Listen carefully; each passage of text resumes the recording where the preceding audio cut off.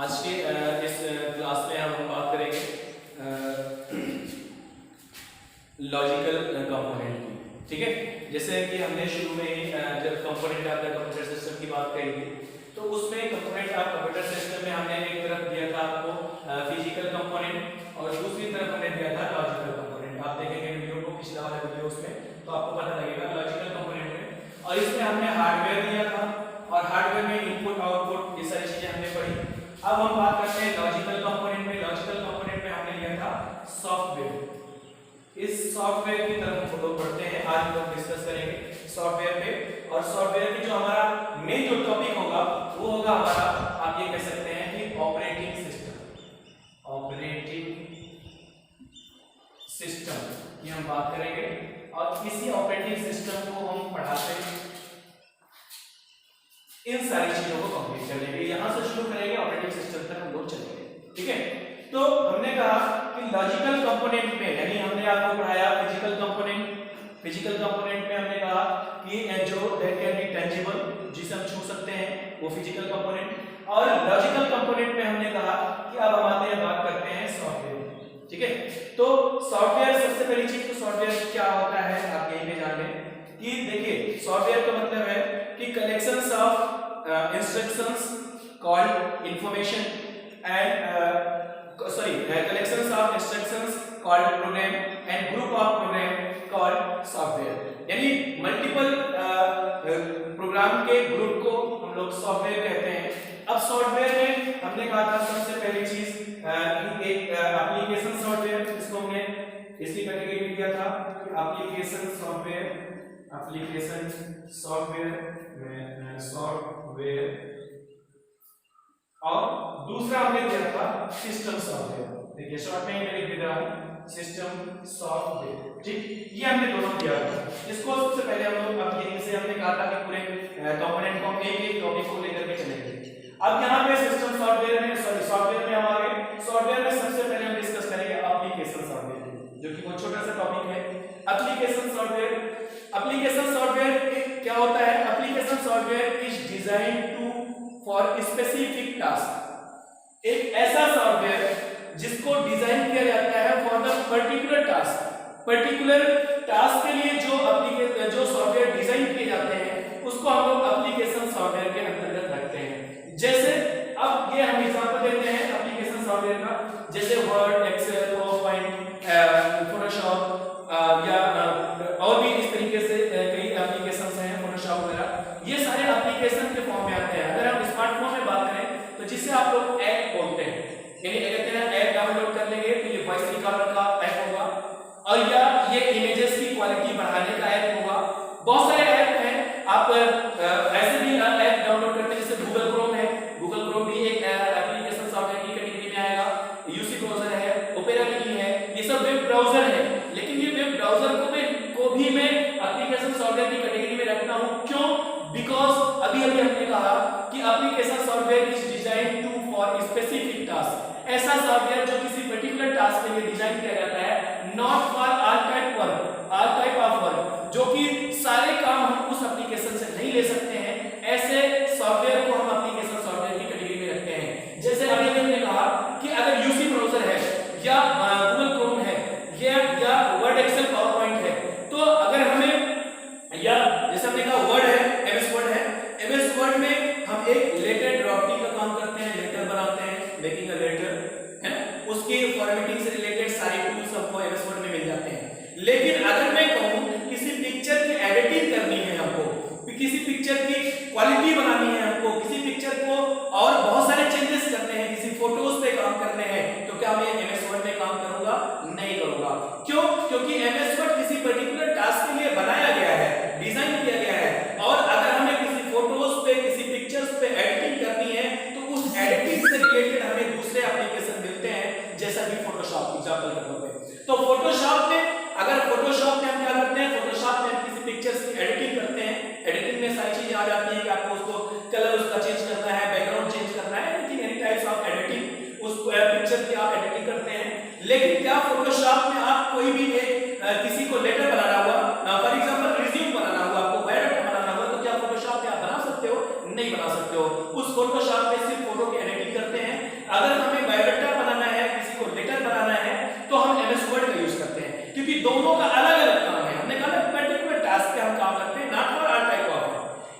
एक ही एप्लीकेशन से हम सारे काम नहीं कर सकते हैं। इसी तरीके से हमने कहा कि स्मार्टफोन में बहुत सारे ऐप हैं जो कि अलग अलग वॉइस रिकॉर्डर का हुआ तो वो सिर्फ वॉइस रिकॉर्ड कर सकता है, उसमें हम फोटो की डिजाइन नहीं कर सकते हैं। अब मोबाइल में भी बहुत सारे फोटो डिजाइनर के ऐप आ रहे हैं कि आप पिक्चर्स फोटो कैप्चर करते हैं, उसकी क्वालिटी उस ऐप के अकॉर्डिंग जब कैप्चर करते हैं तो क्वालिटी कुछ और होती है। डायरेक्टली कैमरे स्मार्ट यूज करते हैं तो वहां पे क्वालिटी कुछ और होती है। कहने का मतलब है कि अलग अलग ऐप जो मोबाइल में आप ऐप डाउनलोड करते हो सबका अलग अलग काम है, अलग अलग यानी पर्टिकुलर टास्क है, पर्टिकुलर वर्क है उनका। तो ऐसे एप्लीकेशन या मोबाइल का ऐप हमारा एप्लीकेशन सॉफ्टवेयर की कैटेगरी में आएगा, ये अच्छी तरह से आप समझ लें। लेकिन है वो भी सॉफ्टवेयर और ये भी सॉफ्टवेयर। अब हम बात करते हैं सिस्टम सॉफ्टवेयर की नेक्स्ट, ठीक है। सिस्टम सॉफ्टवेयर क्या होता है? देखिए सबसे मेन रोल आप ये कह सकते हैं कि सिस्टम सॉफ्टवेयर कैसे, क्योंकि सिस्टम सॉफ्टवेयर होता क्या है, डेफिनेशन के रूप में आप इसको समझें कि सिस्टम सॉफ्टवेयर क्या होता है। The software which used to control various operations performed by the component of the computer system। बात क्लियर हुई? The software which used to control various operations performed by the component of the computer system, यानी ये एक ऐसा software होता है कि जिसका यूज करते हैं कंट्रोल करने के लिए, किसको कंट्रोल करने के लिए, various operation perform by the component of the computer system. यानी कंप्यूटर सिस्टम की जब हम बात करें तो उसमें कीबोर्ड लगा हुआ है, उसमें मॉनिटर लगा हुआ है और उसमें माउस कनेक्ट किया गया है। बहुत सारे पेरिफेरल डिवाइसेस हमारे सीपीयू से कनेक्ट किए जाते हैं। उन सब के जो हमारे कंपोनेंट हैं, चाहे कीबोर्ड हो माउस हो, उससे जो भी इवेंट हम देते हैं कंप्यूटर को, उस इवेंट को कंट्रोल करने का जो काम करता है वो सिस्टम सॉफ्टवेयर की कैटेगरी में आएगा। और जैसे अभी हमने कहा कि वो कंट्रोल ही करता है और कंट्रोल करके वो कंट्रोल कैसे करता है कि आपने ए टाइप किया, हमको मॉनिटर पे ए दिखाई दिया, आपने कीबोर्ड से ए टाइप किया, मॉनिटर पे ए दिखाई दिया। जबकि आपको ये पहले से पता होना चाहिए कि कंप्यूटर की एक कैरेक्टरिस्टिक्स में ये भी आता है कि computer have no mind, computer के पास कोई भी दिमाग नहीं होता है। Computer can perform according to instructions given by the user, user के इंस्ट्रक्शंस के अकॉर्डिंग कंप्यूटर परफॉर्म करता है। कंप्यूटर के पास अपना कोई माइंड नहीं होता। Computer cannot take any own decision, computer अपना कोई भी फैसला अपने आप से नहीं ले सकता है कभी भी। वो बात अलग है कि हमने आपको ये भी बताया है कि computer can perform thousands of instruction, billions of instruction in a few second, कुछ ही सेकंड में वो बिलियंस ऑफ इंस्ट्रक्शंस को परफॉर्म कर सकता है, लेकिन हैव नो माइंड, कंप्यूटर के पास कोई दिमाग नहीं होता है। वो जो कुछ भी करता है according to instructions given by the user, जो यूजर उसको इंस्ट्रक्शंस देता है उस इंस्ट्रक्शंस के अकॉर्डिंग कंप्यूटर परफॉर्म करता है, अदरवाइज उसके पास कोई भी माइंड नहीं होता। हम एक तरफ कहते हैं कंप्यूटर के पास कोई माइंड नहीं होता, तो जब हम कीबोर्ड से ए टाइप करते हैं। दूसरी चीज, कंप्यूटर हमारी लैंग्वेज को नहीं समझता। हमारी लैंग्वेज का मतलब हम इंग्लिश लैंग्वेज है, हिंदी लैंग्वेज है, इस लैंग्वेज को कंप्यूटर बिल्कुल नहीं समझता है। मैं अभी कंप्यूटर लैंग्वेज भी पढ़ाऊंगा आगे आपको, तो उसमें हम डिस्कस करेंगे। कंप्यूटर, एक बात पूरी तरीके से जान लीजिए, कंप्यूटर हमारी लैंग्वेज को बिल्कुल नहीं समझता। तो अगर कंप्यूटर हमारी लैंग्वेज को नहीं समझता, एग्जांपल है ए है, बी है या जो कुछ भी है, तो उसको अगर वो नहीं समझ रहा है तो जब हम कीबोर्ड से ए टाइप करते हैं तो हमें मॉनिटर पे ए क्यों दिखाई देता है। ये सोचने की बात है।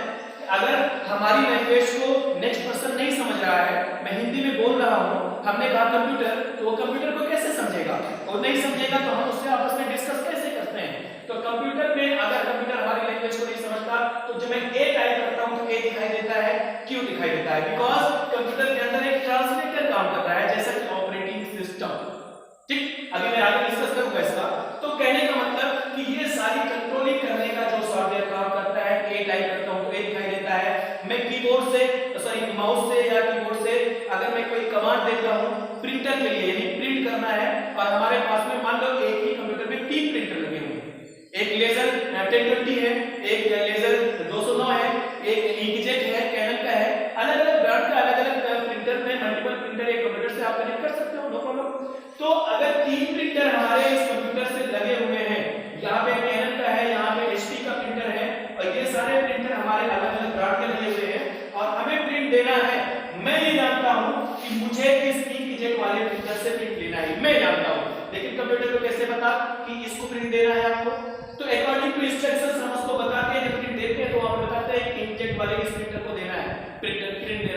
तो ये जो सारा कंट्रोलिंग करने का काम करना है कि किसको प्रिंट देना है, किसको नहीं देना है, और क्या आउटपुट में हमको दिखाना है, क्या नहीं दिखाना है, ये सारी कंट्रोलिंग जो काम करता है, करने का काम करता है, that can say you can say system software की कैटेगरी में आएगा। इसका बहुत इजी एग्जांपल हम लोग देते हैं। क्या इसका एग्जांपल हो सकता है? Operating system. ऑपरेटिंग सिस्टम जो होता है हमारा, वो एक सिस्टम सॉफ्टवेयर की कैटेगरी में, यानी very good example of the system software is the operating system. यानी सिस्टम सॉफ्टवेयर का एक बहुत अच्छा एग्जांपल होता है हमारा ऑपरेटिंग सिस्टम। बात क्लियर हो गई? ठीक है, अब हम जानते हैं ठीक है कि ऑपरेटिंग सिस्टम होता है। अब हम आगे बात करते हैं ऑपरेटिंग सिस्टम क्या होता है। देखिए हमने आपको दिखाया था, उसमें सिस्टम सॉफ्टवेयर की कैटेगरी में दिखाया था कि फॉर मैनेज द कंप्यूटर।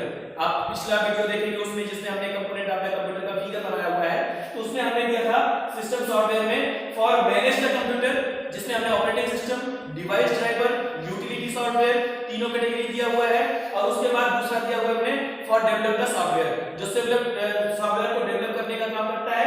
यानी ये सारे जिसमें हमने कंप्यूटर लैंग्वेज और लैंग्वेज ट्रांसलेटर, लिंकर, लोडर, सारा उसमें हमने डिस्कस किया हुआ है, वो सारे किसमें आते हैं? सिस्टम सॉफ्टवेयर की कैटेगरी में आते हैं। तो फर्स्ट ऑफ ऑल हम इसमें चलते हैं। सबसे पहले ऊपर वाले एक तरफ से चलता हूं कि for manage the computer system, यानी कंप्यूटर सिस्टम को जो मैनेज करने का काम करता है ऑपरेटिंग सिस्टम, हाउ टू कैसे मैनेज करता है, मैं आगे बात करता हूं, क्योंकि हमने इस सिस्टम सॉफ्टवेयर में सबका एग्जांपल दिया है कि ऑपरेटिंग सिस्टम इस सिस्टम सॉफ्टवेयर का एक बहुत अच्छा एग्जांपल होता है। बाकी आगे डिवाइस ड्राइवर भी होता है, इसी का यूटिलिटी सॉफ्टवेयर भी होता है, सिस्टम सॉफ्टवेयर की कैटेगरी में आता है। अब हम बात करते हैं, यहाँ पे आते हैं ऑपरेटिंग सिस्टम पे, क्योंकि हमने टॉपिक ही डाला हुआ है ऑपरेटिंग सिस्टम, और इस टॉपिक के अकॉर्डिंग अब हम बात करते हैं। देखिए ऑपरेटिंग सिस्टम तो मैंने टॉपिक ही डाला हुआ है कि हम किसी टॉपिक पे ले जाने के लिए आपको यहाँ तक हमने आपको डिस्कस किया, हमने बताया। अब हम लोग पहुंचते हैं ऑपरेटिंग सिस्टम पे। ऑपरेटिंग सिस्टम हमारा क्या होता है, इसकी डेफिनेशन में हम थोड़ा सा समझ लें कि ऑपरेटिंग सिस्टम क्या होता है। Operating system is the interface between the user and hardware. बात क्लियर हो गई? देखिए operating system is the interface, हमने कहा between the user and hardware. हमारी लैंग्वेज को, हमारी बात को समझिए और ऑटोमेटिक क्लियर हो जाएगा कि ये जो ऑपरेटिंग सिस्टम होता है वो एक इंटरफेसिंग का काम करता है, एक ट्रांसलेटर का काम करता है, एक प्लेटफॉर्म का काम करता है। कहां पे काम करता है? Between the user and hardware. आप बैठे हो, आप यूजर हो, आपके सामने कंप्यूटर रखा हुआ है, वो एक हार्डवेयर है, और हम दोनों के बीच में जो कम्युनिकेशन कराने का काम करता है, जो ट्रांसलेटिंग का काम करता है, जो प्लेटफॉर्म का काम करता है, जो इंटरफेसिंग का काम करता है, वो ऑपरेटिंग सिस्टम कहलाता है। आप ये जान लीजिए, यानी कि विदाउट ऑपरेटिंग सिस्टम, अभी मैं आपको समझा देता हूं, एक मैं फिगर देता हूं छोटा सा, उस फिगर के अकॉर्डिंग आपको पूरी तरीके से समझ में आ जाएगा। ठीक है, देखिए सबसे पहले यहाँ पे हम बात करते हैं, तो ये होगा हमारा हार्डवेयर, ये हार्डवेयर हो गया, मान लीजिए हमारा कंप्यूटर हो गया। उसके बाद में हम जो काम करते हैं, यहाँ पे आप देखिए कि ये एक मैंने ऐसे बना दिया इसको, ये हमारा होगा ऑपरेटिंग सिस्टम। ऑपरेटिंग सिस्टम लिख देता हूं मैं, ऑपरेटिंग सिस्टम, ये ऑपरेटिंग सिस्टम हो गया। और उसके बाद हम बात करते हैं कि एप्लीकेशन सॉफ्टवेयर होता है। देखिए ध्यान दीजिए, अभी आपको पूरा स्ट्रक्चर एकदम क्लियर हो जाएगा, एकदम सही से आप समझ जाएंगे। यहाँ पे होता है application software, application software, application software हो गया। अब यहाँ पे हम देखते हैं कि ये यूजर, ठीक, यहाँ पे हमने लिखा यूजर, ये यूजर हो गया, और यहाँ पे भी हम दे देते हैं यूजर हो गया। इस तरीके से मैंने एक फिगर बनाया, आपको आप समझ लीजिए, इसको देख लीजिएगा, बना लीजिएगा। ठीक है, ये यूजर हो गया, और यहाँ पे हमने ये भी यूजर का बना दिया कि यूजर हो गया। अब देखिए मैं एक सेंटेंस देता हूं आपको कि एनी एप्लीकेशन, देखिए हम लोग जो काम करते हैं, सबसे पहले आप देख लीजिए कि किसी भी स्मार्टफोन में या किसी कंप्यूटर के अंदर, लैपटॉप के अंदर हम लोग एप्लीकेशन पे, ऑपरेटिंग सिस्टम पे काम नहीं करते हैं। हम लोग काम करते हैं किस पे करते हैं? एप्लीकेशन पे काम करते हैं, ऐप पे काम करते हैं। हमें फोटो डिजाइन करना हुआ तो हम फोटोशॉप पे डिजाइन करते हैं, या पेन शॉप पे डिजाइन करते हैं। बहुत सारे फोटोशॉप के भी आपने फोटो एडिटर के भी सॉफ्टवेयर आते हैं, एप्लीकेशन आते हैं। इसी तरीके से ऐप आता है मोबाइल में, तो हम एप्लीकेशन पे काम करते हैं। अगर हमें इंटरनेट चलाना है, इंटरनेट पे काम करना है, तो हम सबसे पहले एक वेब ब्राउज़र ओपन करते हैं। गूगल क्रोम है, यूसी ब्राउज़र है, ओपेरा नहीं है, मेरी मल्टीपल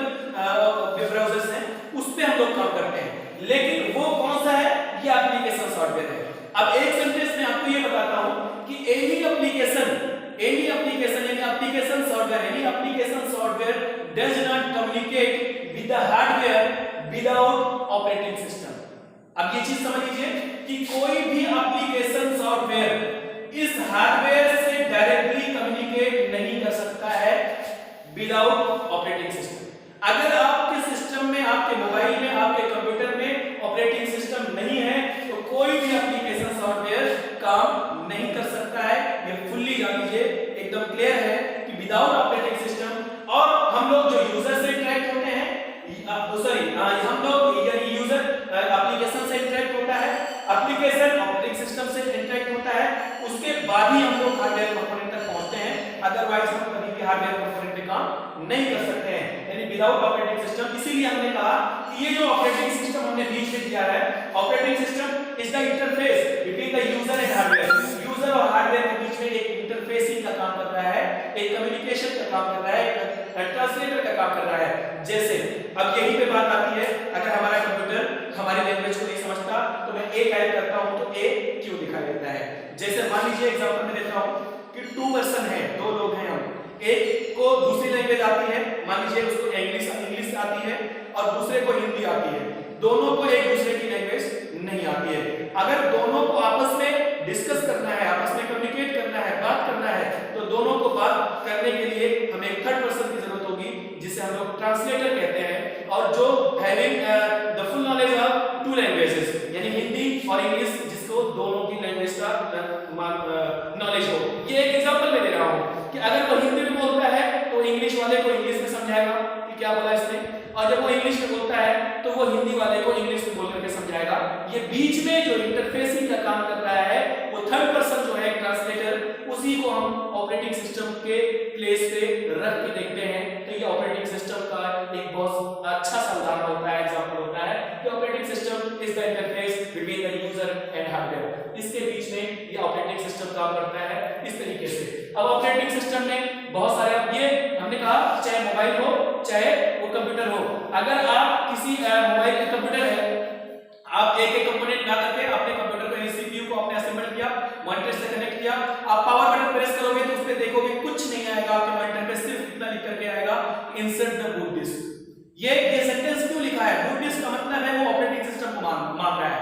विदाउट ऑपरेटिंग सिस्टम उसमें कुछ नहीं आ सकता है। तो फर्स्टली हम कंप्यूटर में, मोबाइल में या किसी चीज में हम सबसे पहले ऑपरेटिंग सिस्टम को इंस्टॉल करते हैं। आपने देखा होगा कि मोबाइल कभी-कभी स्लो हो जाता है या काम करना बंद कर देता है, तो हम लोग शॉप पे लेकर के जाते हैं, तो जो टेक्निकल पर्सन होता है वो कहता है इसमें सॉफ्टवेयर चलाना पड़ेगा, ऐसे बोलते हैं। वो सॉफ्टवेयर क्या है?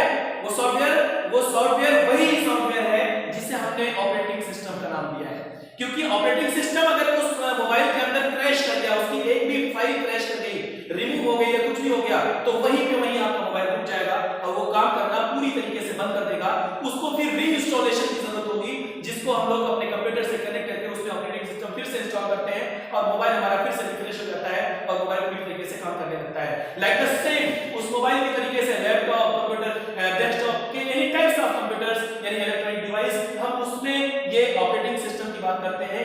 इसका ये मेन रोल होता है ऑपरेटिंग सिस्टम का कि विदाउट ऑपरेटिंग सिस्टम कोई भी वर्क नहीं किया जा सकता है, चाहे वो मोबाइल हो चाहे वो कंप्यूटर हो। ठीक है, तो वीडियो लेंथी हो रहा है, मैं बहुत जल्दी से थोड़ा सा जो डिवाइस ड्राइवर बचा हुआ है, इस तरीके से ये सिस्टम सॉफ्टवेयर की कैटेगरी में आ रहा है, लेकिन फॉर मैनेज द कंप्यूटर यानी हमारे कंप्यूटर को मैनेज करने का काम कर रहा है। इसलिए हमने कहा कि फॉर मैनेज द कंप्यूटर ये ऑपरेटिंग सिस्टम हमारा मैनेज करने की कैटेगरी में आएगा। दूसरा हमने दिया हुआ है डिवाइस ड्राइवर।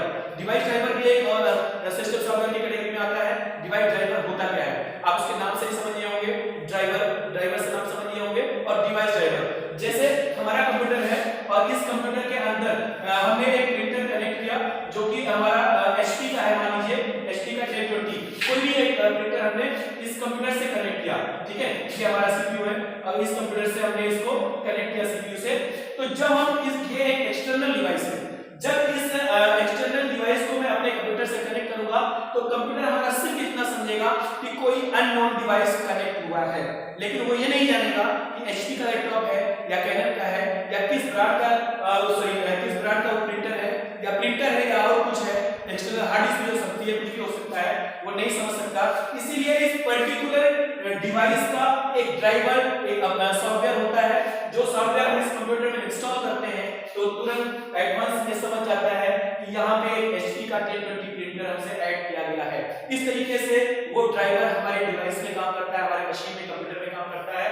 वो चाहे मोबाइल में भी अगर आप एक्सटर्नल प्रिंटर भी जोड़ना चाहें तो इस तरीके से उसका ड्राइवर आपको इंस्टॉल करना पड़ेगा, तब जाकर के वो हमारे कंप्यूटर चलता है। तो ये डिवाइस ड्राइवर होता है। जैसे साउंड, कभी-कभी आपने सुना होगा कि हमारे लैपटॉप का साउंड चला गया। साउंड चला गया का मतलब है कि साउंड नहीं आ रहा हमारे लैपटॉप से। इसका मतलब सबसे पहले आप माय कंप्यूटर पे जाएं, उस पे राइट क्लिक करें और राइट क्लिक करके उसके प्रॉपर्टी में जाएं और प्रॉपर्टी से जाकर के डिवाइस मैनेजर में चले जाएं और डिवाइस मैनेजर पे जब ओपन करेंगे तो उसमें सारी डिवाइसेस के ड्राइवर आपको लिस्ट में आ जाएगा, चाहे वो हार्ड डिस्क का हो, चाहे वो मॉनिटर का हो, चाहे वो साउंड का हो, चाहे वो जिस चीज का हो, वो सारे ड्राइवर वहां पे डिस्प्ले होंगे। और जिस ड्राइवर के नाम के सामने यहाँ पे येलो कलर का से ड्राइवर नाम लिखा होगा, येलो कलर का सिंबल बन जाएगा। इसका मतलब है कि अगर साउंड वाले में बना हुआ है, इसका मतलब आपका साउंड का ड्राइवर क्रैश हो गया है, इसलिए आपका स्पीकर यानी साउंड उसमें आवाज वॉइस नहीं आ रही है। तो फर्स्ट से आपको दोबारा से इस साउंड का ड्राइवर यहाँ पे इंस्टॉल करना पड़ेगा, तब जाकर के फिर से आपका लैपटॉप या आपका कंप्यूटर वॉइस देने लगेगा, यानी वॉइस आने लगेगी बाय द स्पीकर। ठीक है, तो इस तरीके से ये भी एक डिवाइस ड्राइवर की हमारी इसी कैटेगरी में आएगा, ये सिस्टम सॉफ्टवेयर की कैटेगरी में आएगा। नेक्स्ट हमने कहा था यूटिलिटी सॉफ्टवेयर। कुछ सॉफ्टवेयर ऐसे भी सॉफ्टवेयर हैं जिसको हम कंप्यूटर को मेंटेन करने के लिए काम करते हैं, for repairing and maintaining of the computer system. कुछ सॉफ्टवेयर को हम लोग कंप्यूटर सिस्टम को मेंटेन यानी रिपेयर करने के लिए काम करते हैं। जैसे एग्जांपल मैं देता हूं कि backup utility, for example backup utility, antivirus software. Antivirus सभी लोग जानते होंगे, मैं अभी बता देता हूं आपको। एंटीवायरस सॉफ्टवेयर का भी यूज हम लोग सिस्टम को मेंटेन करने के लिए काम करते हैं। ठीक, यानी सिस्टम को ये भी इसीलिए फॉर मैनेज कर रहा है। कैसे? मोबाइल हो या कंप्यूटर, लैपटॉप, किसी में भी जब वायरस, आप सभी लोग नाम सुने होंगे, अभी तो कोविड-19 का वायरस चल रहा है, इस तरीके से आप जानते होंगे कि वायरस जो होता है, मैं सीधा सा एग्जांपल बताता हूं। वायरस हमारे कंप्यूटर में जब एंटर कर जाता है, कहीं से भी आया, एंटर कर गया कंप्यूटर में, हमारे कंप्यूटर की बात करिए, तो अगर ये वायरस हमारा काम कर रहा है, कहां पे काम कर रहा है, हमने एक फोल्डर बना रखा है अपने डेस्कटॉप पे, इस फोल्डर में ओपन करोगे, इसमें दो फोल्डर दिखाई देंगे, इस फोल्डर को ओपन करोगे, इसमें दो फोल्डर दिखाई, यानी हम अपने उस पर्टिकुलर फाइल तक पहुंचेंगे। है क्या? ये वायरस का काम है। एक फाइल को आपने ओपन किया, उसमें दूसरा फोल्डर मिला, उसको आपने ओपन किया, उसमें दूसरा फोल्डर मिला, उस फोल्डर में जहां पे हमने फाइल रखी, जबकि हमने फाइल कहां पे रखा था, इसी पहले वाले फोल्डर पे रखा था। अब वो फाइल तक पहुंचने के लिए हम फोल्डर पे फोल्डर ओपन करते जा रहे हैं। ये जो कह सकते हैं कि खुराफाती काम जो कर रहा है वो वायरस ही है। और वो वायरस क्या करता है? हमारी फाइलों को इन्फेक्टेड करता है। इन्फेक्टेड कैसे करता है? जैसे आपको दीमक जानते हैं, दीमक जानते होंगे अच्छे तरीके से, जो हार्ड कापियां हमारे बहुत सारे कहते हैं ना, अलमीरा में रखी हुई थी, उसको दीमक कहा गया। वो दीमक छोटा सा चींटी के तरीके से एक दीमक होता है, चींटी के तरीके से वो हमारी फाइलों को थोड़ा करके काट करके खत्म कर देता है, खराब कर देता है, डैमेज कर देता है, जो कि हमारे यूज से यूजलेस हो जाती है। तो इसी तरीके से हमारे कंप्यूटर की फाइलों को, यानी जो हमारे सॉफ्ट कॉपी की फाइलें हैं कंप्यूटर के अंदर, उसको ये वायरस इसी तरीके से इन्फेक्टेड करता रहता है, हमारे कंप्यूटर है होने लगेगा, बहुत सारी प्रॉब्लम कर देता है। अब यहाँ पे क्वेश्चन मैं आपको बता दूं कि फर्स्टली वायरस किसने बनाया था।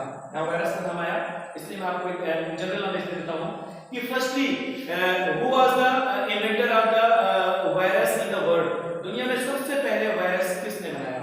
उनका नाम है, मैं लिख देता हूँ एक पे, आप जान लें। सबसे पहला, ये दोनों पाकिस्तानी भाई थे, पाकिस्तान के रहने वाले थे, पाकिस्तान शुरू से ही खुराफाती रहा है, आप यहीं से जान लें कि ये जो इनका नाम था अमजद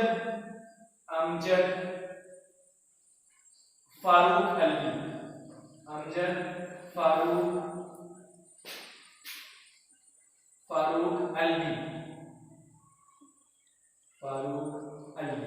और दूसरे भाई के थे बासित फारूक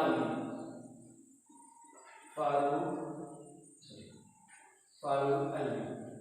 इन्होंने सबसे पहले वायरस बनाया था, जो कि बूट सेक्टर का वायरस था। बहुत ज्यादा बेसिक डीप नहीं चलूंगा, बस यहाँ पे नाम आया, मैंने बता दिया, ऐसे समझ लीजिए कि इन्होंने वायरस बनाया था। हाँ, कहने का मतलब हमारा एंटीवायरस कैसे हमारे कंप्यूटर को मैनेज करता है।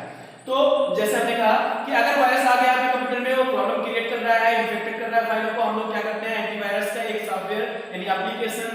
इंस्टॉल करते हैं और उस पे हम सेटिंग करते हैं कि वो हमारे कंप्यूटर यानी हमारे डिवाइस को पूरी तरीके से स्कैन करता है, एक एक फाइलों को स्कैन करता है जो हम लोग मैन्युअली अपने आप से हार्ड कॉपी की तरह उसको स्कैन नहीं कर सकते हैं। तो वो उसको मैन्युअली उसको स्कैन करता है कि फाइलों को, और जहां पे वो वायरस इन्फेक्टेड मिलता है उस वायरस को अगर हमने एंटीवायरस में उसमें ऑप्शन होते हैं उसको सेट कर दिया है तो वो वायरस को वहीं पे वो रिमूव करता है, डिलीट करता है और हमारी फाइलें फिर से रिपेयर हो जाती है। जब वायरस सारे उसमें डिलीट हो जाएंगे तो हमारी फाइलें फिर से प्रॉपर काम करने लगेंगी और वो फिर से रिपेयर हो जाएगी। इस तरीके से वो मेंटेन करने में काम आता है, जैसे हमने कहा फॉर मैनेज द कंप्यूटर। इस तरीके से वो भी सिस्टम सॉफ्टवेयर की कैटेगरी में ही आता है। दूसरा हमने कहा कि बैकअप यूटिलिटी, हम ऐसे बैकअप यूटिलिटी में ऐसे भी सॉफ्टवेयर आते हैं जैसे आप कहते हो कि मेरा मोबाइल फॉर्मेट हो गया, यानी आपका लैपटॉप फॉर्मेट कर दिया आपने, और लैपटॉप फॉर्मेट करते वक्त कुछ फाइलें आपकी ऐसी थी जो कि पूरी तरीके से फॉर्मेट हो चुकी। अब आपकी जो हार्ड डिस्क फॉर्मेट हो गई, आपका डेटा फॉर्मेट हो गया, तो आपको डेटा दोबारा फिर से लेना है। उस दोबारा उसको पाने के लिए बैकअप यूटिलिटी का भी सॉफ्टवेयर आता है और हम उसको इंस्टॉल करते हैं। तो उससे जब रिकवर करते हैं तो वो पूछता है कि कितने बार फॉर्मेट से पहले हमें रिकॉर्ड चाहिए, और वहीं पे वो फॉर्मेट करके उसको इंस्टॉल करके उस डेटा को अपने आप फिर से रिकवर कर सकते हैं, यानी बैकअप ले सकते हैं। ऐसे भी सॉफ्टवेयर हमारे आते हैं इसीलिए इस तरीके से जो सॉफ्टवेयर होते हैं उसको बैकअप यूटिलिटी के अंतर्गत रखते हैं, यानी वो भी एक डिवाइस सिस्टम सॉफ्टवेयर की कैटेगरी में आता है, क्योंकि हमने कहा utility software for repairing and maintaining the computer system, यानी वो रिपेयर और मेंटेन करने के काम में आ रहा है, इसलिए वो यूटिलिटी के अंतर्गत आता है और वो सिस्टम सॉफ्टवेयर की कैटेगरी में आएगा। और फॉर मैनेज द कंप्यूटर, और यहां से वो सॉफ्टवेयर तो होगा लेकिन for manage the computer and utility की कैटेगरी में आएगा। इस तरीके से यहाँ पे सॉफ्टवेयर का अभी पूरा लेक्चर कंप्लीट नहीं हुआ है, लेकिन वीडियो लेंथी हो गया है, मैं यहीं पे ब्रेक करता हूँ। नेक्स्ट क्लास में आपको मैं पढ़ाऊंगा कि कंप्यूटर लैंग्वेजेस क्या होती हैं और उसके सारे डिस्कशन उसमें कंप्यूटर लैंग्वेजेस और लैंग्वेज ट्रांसलेटर और लिंकर और लोडर पे मैं अगले क्लास में बात करूंगा। प्रॉब्लम होगी तो आप लोग नोटिफिकेशन